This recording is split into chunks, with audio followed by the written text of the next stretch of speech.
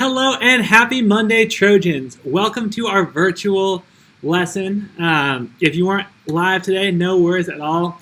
Everything you need will be right here. If you're watching this on a day that is not today, happy whatever day it is. I am so glad that you're here with us. We're starting a new series this week called Turn It Up. It's because it all has to do with volume, and when you turn up the volume on a radio, it goes up. Little jokes that I find really amusing. Today is going to be more informative than it has been. A lot less thinking and discussing and more just listening to how we're going to dive into our week this week. We do have our first math-based Florida Virtual School lesson in Schoology. So we'll walk through how to get to that as well as get on IXL that we didn't have time for on Friday. But before we begin, I do want to start with checking in with everybody and see how your weekend was. We've done this with how we're feeling right now, but today I want us to think about how our weekend was and pick one of these 4 emojis that would describe how your weekend was. So take some time to think, pause this video if you need to, and then share in a comment or a discussion board on Schoology why you chose that emoji and which one you chose. And then definitely read what your classmates said. But pause it here whenever you're done thinking. Unpause our video. Awesome. Well, I can't wait to read your comments below or on Schoology. But I went ahead and I had a Post-it note with it somewhere. There we go. Number 4, because I chose the pizza slice because I ate a lot this weekend. That was my thinking. So on Friday, we took a preview. We said, hey, starting next week, we will get onto IXL. And I just want to introduce what the heck IXL is. It's a great web-based program that gives you customized, personalized practice with what we'll be doing in class. So we will have our lessons both in person, live like this, and also through Florida Virtual School and Schoology. And then we'll be able to be able to add to what you're learning with some IXL practice.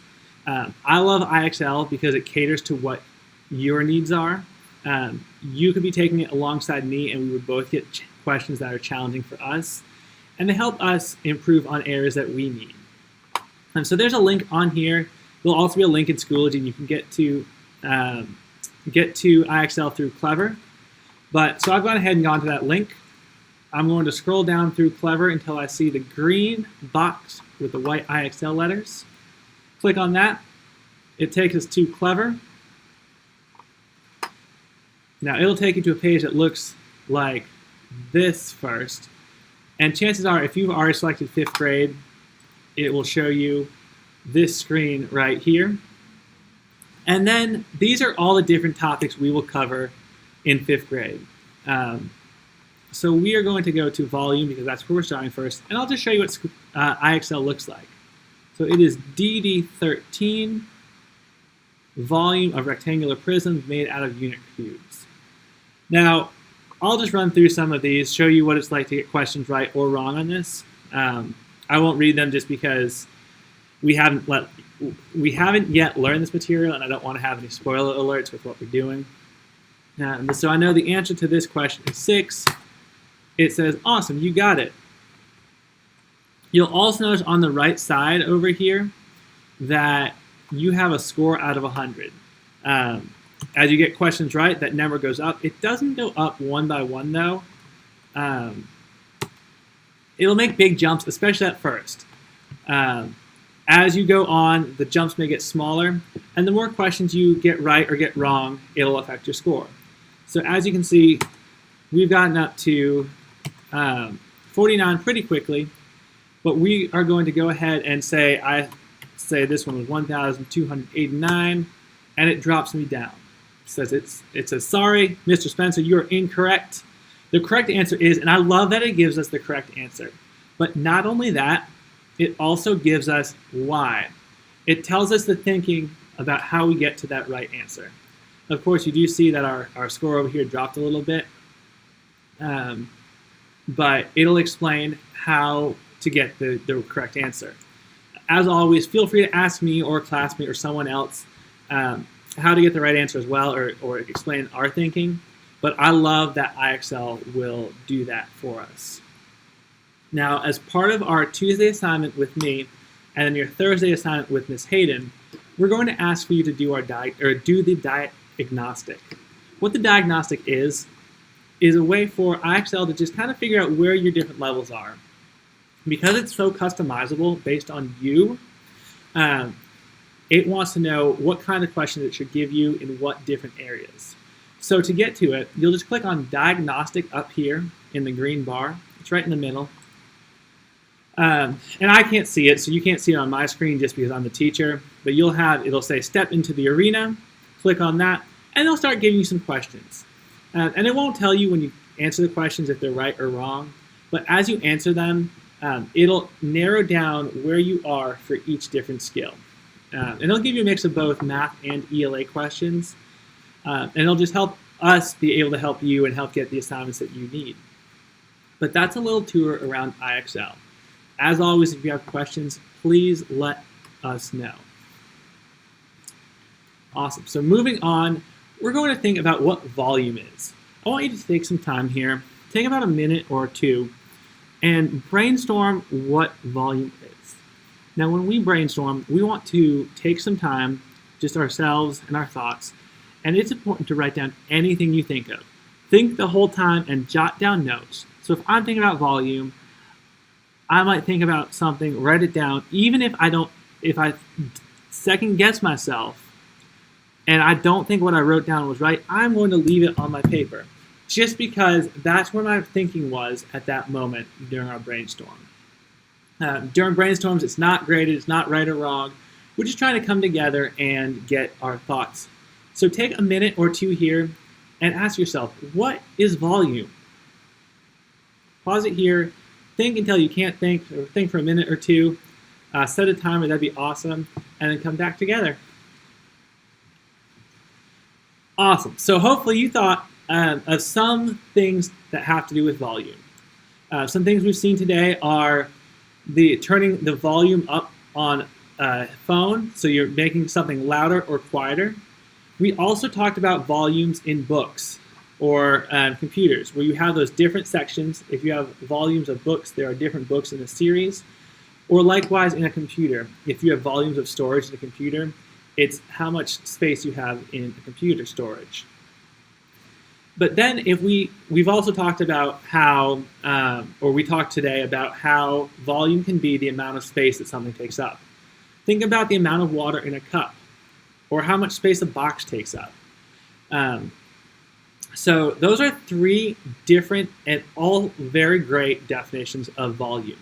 But when you talk about math, volume is going to be the amount of space that something takes up. So volume would be the amount of water in my cup, or the amount of air in a balloon, or how big a box is. All of those have to do with volume and how much space something is taking up. So this is where I'm so sorry. This is where we're going to start our 5th grade mathematical journey.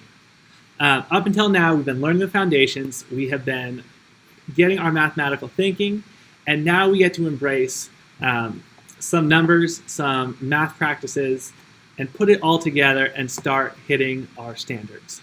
So we're going to dive into volume. I want you to go, there's a link to this website in Schoology, but we'll go there all together right now. You can click on it later as well if you'd like. I apparently have lost my link, so let me find it again. It's in Schoology. There's our class. It is under Monday, August 17th. And it's the Volume Intuitive Introduction. I'm going to open this in a new window so we have it nice and full screen. And then we'll look at our volume. So as you can see, these numbers on the right side tell the number of cubes in the first layer. So as we change the top number, as it gets bigger, the number of cubes on the front side get bigger. We can go all the way up to 5, or if we want, we can go down to 1. The second number is how many cubes are on the left side. You can go all the way up to 5 or down to 1. So right now we just have one cube. It is a 1 by 1 cube. So I want to put 3 cubes in the front, and now that we see, hey, we have 3 cubes. Now if I want to add a second row of cubes, we know there are 2 rows of 3, so there are a total of 6 cubes. Okay, so there's one layer of 6 cubes. I don't know about you, but I'm pretty hungry. I could really go for some cake right now, and cake makes me think of layers. So I want to add another layer. I know there are 6 cubes on the first layer. What happens when I add a second layer? So now we've got a yellow layer and a pink layer. I know there are 6 cubes on the bottom layer and then 6 cubes on the second layer. So 6 plus 6 would be 12. Okay, so 6 plus 6 is 12. How else could I get to 12? Do 6 times 2 layers. So I could do 6 times 2 to get to 12. What if I add a third layer? So now I have 6 cubes on each layer, but I have 3 layers. Interesting. So now there are 18 total cubes. And now even though I can't see the cubes in the back, I know they're still there. So I know there's 6, 12, 18 cubes in this. How many cubes do you think there will be if I add a 4th layer? What about a 5th? If you said 24 and then 30, you are right. I'd encourage you to go and check this app out on yourself, or on your own on Schoology, and see how it works. See how many cubes you can find in different shapes. But this is a great introduction to volume, how much space something is taking up. Oops, so sorry. Before we get into our optimistic closure, I do want to show us around Schoology. I have a tab. There's our Schoology. Here's our course. I'm going to use our first block math class. Even if you aren't in our first block, we're going to let you dive in here. So we rearranged this page a little bit. We took everything that was up here cluttering the top and put it in the About This Course folder. So it has our schedule, it has About Me, it has how to contact me. It also has this really cool link now that says click here to schedule a meeting or check-in. If we click on that, it'll take us to a spot where you're actually able to schedule a meeting with me. This way, we don't have to go back and forth about finding a time, finding when works, where will work. All you have to do is click on that link, and it takes you to this screen that says Mr. Spencer's Math. You can decide what kind of help you're looking for, whether you're looking for just a check-in to say hello, quick, maybe you missed me on a Tuesday or Thursday, or you missed something in a live lesson that you just want some clarification on. That'll be a quick 15-minute check-in. All you do is click on that. The calendar down here will pop up. You see the bold days have the days that I'm available. They're right now just Tuesdays and Thursdays. So say I want to meet on Thursday the 20th. All I do is click on 20. It's for August 20th. And then I can select whatever time I want. All right, so I'll say 12:20 sounds like a great time to meet. Then I come down here and put in my name. So you put in your name. So let's say Mr. Barton is filling this out. Let's pretend I'm Mr. Barton and I'd like to meet with this. And we'll say email is mrbarton@mathisawesome.com. Please make sure to either use your school email or an email that your parents or you will check regularly, because this is where your confirmation email and then also your reminder emails will go to. If you want, you can put in a phone number. You don't have to. And then also on the right side, if you would put what you want to work on, that'd be awesome. So I would say, just to say hello. And then you hit book. It'll schedule a meeting. It's working. Our internet's a little slow today. But then it will book it for you. We'll go ahead and refresh this. I don't actually need to book an appointment. But you can also, if you're having some computer issues, you can select Tech Help. If you need some questions about your homework answered, click on Homework Help. Your parents can also use this. If they'd like to schedule a meeting with me to either discuss your grades or questions about school or questions about technology, They can click on Parent Check-in, select the same process, put their information in down at the bottom, and then hit Book. And then we'll both know that there's a meeting going on. I love that. And then back to Schoology. As we click into our classes, today is Monday. There is a link to our introduction game that manipulative we use online. There's also a place every day I will have a discussion board. You're not required to post in this discussion board, but you can if you'd like. If you have questions or comments as you work through the lesson on your own, definitely post them there. I'll see them and respond as quickly as I can. Now I have to go to I haven't pushed our Tuesday lesson yet, but I want to show you where it is so you can find it if you want to. So it will be on our normal page like usual as soon as I post it. It's still early on Monday as I'm recording this video, so we don't have it posted yet. So there's a couple of extra steps from me. Thanks for bearing with me. Okay, so now this Tuesday folder would look the same. It will be in our Schoology course in just a minute. But here's what we have for Tuesday. We have our agenda. It says read this lesson and then take this quiz. What? A quiz? You've got this, don't worry. Read our lessons, very self-explanatory, and then we'll have a quiz that goes along with it. Then we have our link to IXL. Just like I said, it's right there in Schoology. It'll get you into Clever, and you just click on the green IXL box with white writing. And then again, we have another optional discussion board. But let's take a look at this lesson. So it'll open up right in Schoology. My favorite part is off to the side here. You'll see the play button. If you push that, oh gee, it's 3D. It'll read right Emily to you. Plays a video. I love using the read aloud function because it makes sure that I don't skip parts and I stay focused. If you don't want to use it, absolutely you can read it on your own. You don't have to use it. I just like to make sure that I remember it's there. There are 6 pages of this lesson. There's an introduction on the first page, and then it goes through what a 3D object is and what volume is. I love that there are some built-in videos, but right here you'll see where academic integrity comes into play. I saw some awesome discussion posts about how academic honesty is about being honest in your schoolwork, doing your own work, remembering it's okay to ask for help, and then it's what you do when nobody else is looking. So throughout our lessons, you'll see problems like this that give you some practice problems, and then the answers are right here. So it's pretty easy. You wouldn't have to read it to click on the answers, but we do ask that you read the question and try the question on your own before looking at the answers. They're here for when you're done working on them, but it's so important that you try the problems first. So as we go through, there are a number of pages. We'll skip ahead to page 5, just because I know you'll be able to read the lesson on your own.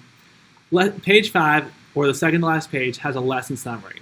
It says, hey, what did we do in this lesson? And then it has a self-check review. This is where it gives you 5 questions to check your understanding of the lesson. If you aren't doing as well in these questions as you hoped or thought you would, that's a great sign to either go back and reread the lesson or to check in with me, a classmate, or another adult. And then as we go to page 6, the last page is super simple. It's what do I do next? It says, what is my assignment? It's time to show what you know.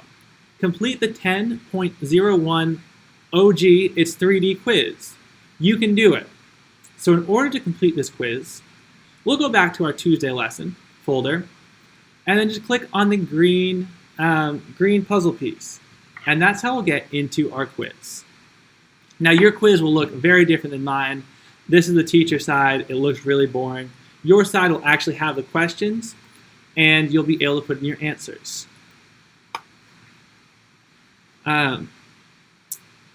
So your quiz will automatically get turned into me. I'll be able to provide you feedback shortly and then grade it. Both the quiz and the lesson are due on Thursday at 11:59 at night. So Thursday the 20th at 11:59 at night. You may ask, why so late? We want to make sure that you have plenty of time and plenty of options so that you're able to do this lesson and take the quiz when it works best for you. We know that some of you may love getting up early in the morning and working on your lessons, but some of you may prefer to do it in the middle of the day or late at night. We want to be there for you and be able to let you work at your own pace when you want. So that gives you plenty of time to work on this and get it done. Our recommendation is that you do it tomorrow during your individual time, but if that doesn't work for you for whatever reason, you have plenty of time to get it taken care of. Awesome. Well, that is our tour of our Schoology first Florida Virtual School online assignment, having to do with math, of course, and our first quiz. I am so excited. I know you will do phenomenally well. So as we wrap up today, I want you to take some time and think about one thing that you are excited for this week. I want you to think and write it down. Start your sentence with, I am excited about, and then share what you're excited about. Once you have your sentence down, go ahead and share it in a chat, in our discussion, or in a post on Schoology. And as always, I know you are awesome. If you have any questions, comments, or concerns, please let me know. But I look forward to seeing what you're excited for this week in a post on Schoology or a comment below. Awesome. Have a great day, Trojans. Can't wait to see you soon.